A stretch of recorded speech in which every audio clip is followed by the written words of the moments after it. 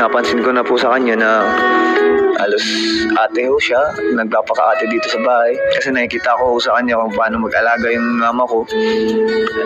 Sa physical kuya, kahulma ho ng mukha niya yung airmat ko, kaya kahit di ho kami nag-uusap, ninanakawan ko lang ho ng tingin.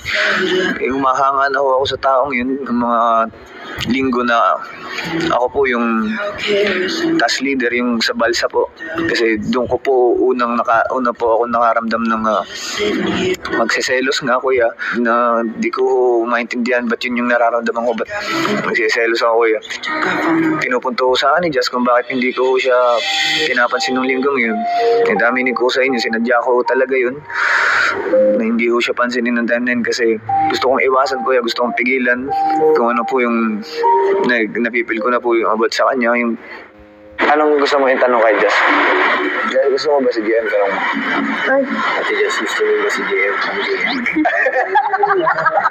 Sagot agad ah. Walang tanong pa si Jess ah. Uho agad ah. hindi pa natapos yung question. Nakahuho agad. Ano ba? Ano ba gusto mo? Wala po ba si JM? Wala. Nakahuho agad. Marami yung pagkakataon na nagkakaroon po rin po kami talagang interaction, kasi dito lang naman po kami sa loob ng bahay ko ya. Nag-give up na ako. Inayaan, hindi ka na ako pinipigilan kung ano nararamdaman ko eh. Sa ngayon kuya, masasabi ko sa inyo na mahalagang tao sa akin si Jess dito sa loob ng bahay niyo kuya.